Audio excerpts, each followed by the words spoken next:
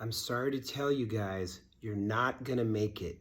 If you're sitting here doom scrolling and you're looking at other people's lives passing you by, we are in a form of mind control. I was working with a patient who I just loved working with, and she has autism. And this was about, this particular patient, I'd say it was about 12 years ago. And she was beautiful. And as it usually goes, after the patient's coming in for a while, they usually drag in, mom brings in the kid, and then mom's like, wow, this is great. And then she starts to see me. And then before you know it, we start to see her husband. I saw the whole family over the years. It was beautiful. And we got to work this child back to really living a much, much better life. And her daddy, the little autistic girl's father, ended up having terrible, terrible cancer. And I remember on his deathbed that he called me in to sit with him. And I remember thinking, why is he calling me in to be at his bedside when he's dying? This is not my job description. I work with the living patients, and I kind of went in there like, oh man.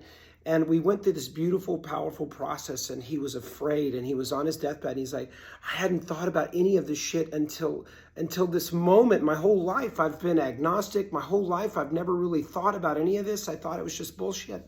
And I'm afraid, and I'm about to jump out of an airplane without a parachute. I'm dying, And he's literally able to communicate, even though it's like within his last 24 to 48 hours. So I said, I want you to just feel into the fear. I want you to feel into the resistance to letting go. And because it's going, you're going to let go, and you're either going to walk in power and you're going to walk in peace, or you're going to walk in a lot of fear.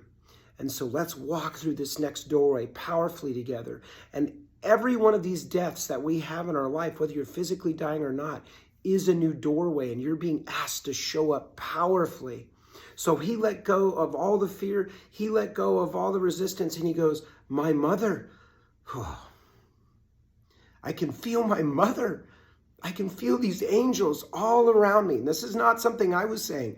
I was like, what the hell's happening? Like the nurses are kind of coming in, and they're really kind of not messing with it because they're not trying to run more PICC lines and do all this shit. This man is on his deathbed, and they could just really tell that he was at that doorway. And it blew my mind because he's like, I feel them. I can feel them now.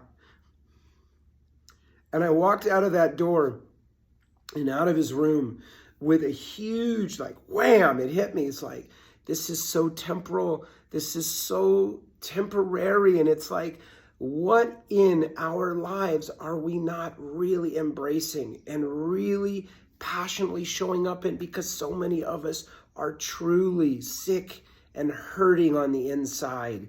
And what you need is the real. And it's all beautifully right there inside of you. You were created that way. It is like literally stitched into your DNA and every one of the fine codons. It's who you are. And if you've lost that magic, it's time to reclaim it. And if you've lost that magic, it is now time you reclaim it.